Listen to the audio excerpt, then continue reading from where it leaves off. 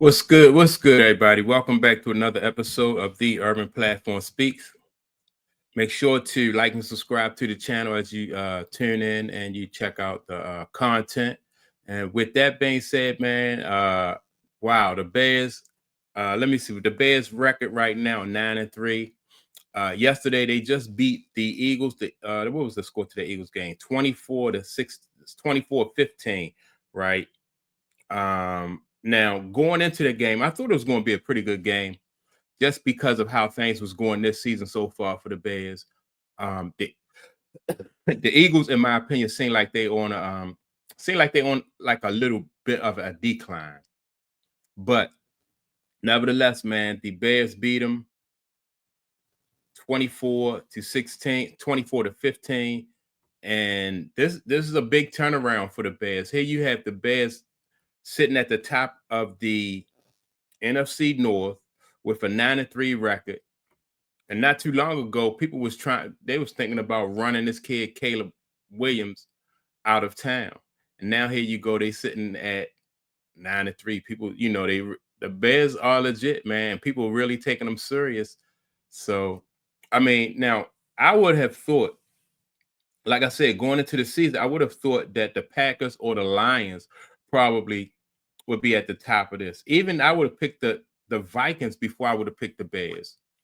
The Vikings had a pretty good season last year, but they let their quarterback go. That's what I thought the big mistake was for the Vikings last year. They let their quarterback go, Sam Darnold, who they had some success with. But it is what it is, man. Now you got the Bears sitting at the top with a 9-3 record.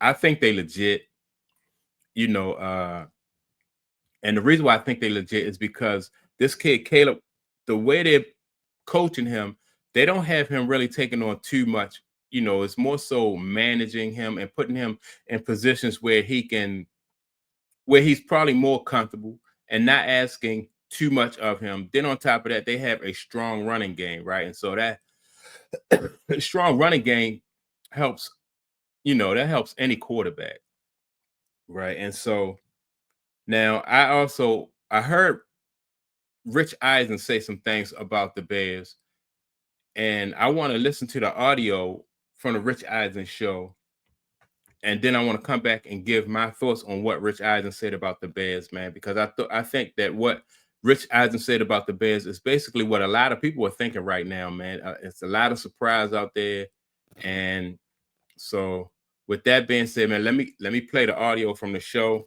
Then I want to come back and give my commentary on what he said. Well, how about those Chicago Bears? Talk about a difference a year makes. It was 1 year ago, maybe not the calendar year today, but it was the day after Thanksgiving 1 year ago that the Chicago Bears told Matt Eberflus we're done now. So you all remember how Thanksgiving ended in Detroit for the Bears, where it was a massive fire drill at the end of the game, timeouts, clock management, brutal, and the Bears management decided to make a change at the coaching position. And we all know what happened after that. Ben Johnson arrives, and then they start 0-2. Not just 0-2, but a hard 0-2 in division. 0-2 in division, losing at home to Minnesota, having J.J. McCarthy come back on him in the fourth quarter, and then going to Detroit and having a 50-burger popped on him. And all they've done is win 9 of 10 since then, and completely remake themselves, completely remake the NFC North, and perhaps the NFC as a whole.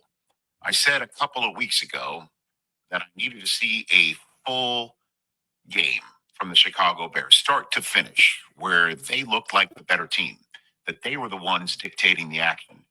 They weren't the ones pulling it out of their orifice at the end of the game in the fourth quarter. And for 2 straight weeks, home against the Pittsburgh Steelers, now in Philadelphia, punking. That's right, punking the defending NFC champs and Super Bowl champs in their house the day after Thanksgiving, after Philadelphia takes a 21-0 lead on the Cowboys and then blows it. The fact that the Bears go into Philadelphia and blow the doors open, maybe not on the scoreboard, but it did not feel like it was a one score game, 1 point game, one score game as it was all the way deep into the second half. The Bears 100% were the dominant team in Philadelphia on Friday. 281 rush yards, two 100-yard running backs in Kyle Monangai and DeAndre Swift, as the Prime Video broadcast said. It's the first time the Bears have had two 100-yard rushers in a single game since 1985, when Walter Payton and Matt Suey did it for the eventual Super Bowl winning champions of the world, Chicago Bears. All right, so let me say this. Okay, when they beat the Steelers, right? That, it kind of got some attention from, from fans and stuff like that. Mainly myself, I was like, all right, so the Bears, they're on a little roll here. That's this but what I saw against the Eagles, man, and like Rich Eisen said, it didn't even look like it was, just looked like the Bears was in control the whole way through. Right now, I know some people may attribute that to something's going on in Philadelphia, but you have two games in a row with quality opponents that the Bears really look good. Like, they really came to play in both games. So, in my opinion, this just makes them legit. I think it gives them more confidence moving forward. And teams really have to, they got to take the Bears serious, or they're going to find themselves in the game, getting themselves ran over just like they did against the Eagles, man. I think they legit. I think they legit. And these kind of games right here, good for the kid, Caleb, because, like I said, a strong running game. Then on top of that, they're not asking him to do too much. They're just kind of bringing him along, slowly, more of a game manager. Just don't turn the ball over in certain situations. Try to limit the turnovers, much like what the Eagles did for Jalen Hurts. Just whatever his skill set is and whatever plays that he's comfortable with, that's what they're going to run, and that's what these coaches now are finding out around the NFL, is that you have to do what these, what's comfortable for these quarterbacks if you want to have some type of team success, right? So let me get back to some more of what Rich Eisen is saying, though. I tell you, I am very impressed what they have done. I'm now a believer.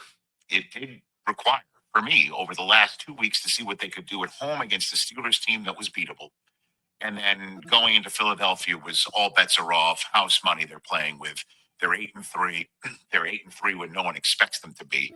But clearly that's not enough for Ben Johnson and the Bears. And Caleb Williams, I know he's not the most accurate guy, but he's not the one making mistakes. He did have a screen pass picked off, which did appear to be the game-changing moment after Philadelphia scored to make it 10-9, missing the extra point. Chicago gets the ball back, starts moving it down the field, and then all of a sudden, what did we see but that picked off pass? And then on top of that, the Eagles move down the field, have a tush push in the red zone, and not only do the Bears stop it, they turn Jalen Hurts over for the second time in the game. And what they did after that was a 12-play, 87-yard drive that included 9 runs. 9 runs. Just jammed it right down the field on the Eagles, flipped the script, and came out with the win. So what happens now for the Chicago Bears is sit back, root for the Carolina Panthers, because if the Panthers beat the Rams Sunday in Carolina, the Chicago Bears would go into the month of December as the 1 seed overall in the NFC. They would have a better conference record than the Los Angeles Rams. All right, so I don't know if the Rams are going to lose. I'm not even, you know what? I wouldn't even really worry about that, because the Bears, I think, are playing good enough to determine their own outcome. You know, if the rank if they get some help from another team, that's cool. But if not, you know, then they still in a good position. You know, like they 9-3. At the what I think makes the Bears a bigger threat, though, is why people really need to worry about them is their running game. Right, you got the running game, you got two really good running backs, and then you got defense. That is like the run game, especially this time of year when it's getting cold, you know, and that is what wins games on the road, and you know, defense and the running game just travels well. And so you don't want to have to depend on a young quarterback anyway. Caleb, he made, you know, he did make a mistake doing that, like Rich Eisen said, he turned the ball over. But for the most part, the coaches, I think, are going to keep him out of situations where he is, you know, that are where he can potentially hurt the team. You know, keep him in situations that is favorable to him. And and they don't even play a boring style of football. That's the thing. But they're not tossing it over the yards, all over the yard, right? But that running game just looked good. It's an exciting brand of football to watch, you know, especially if you like running and you like defense.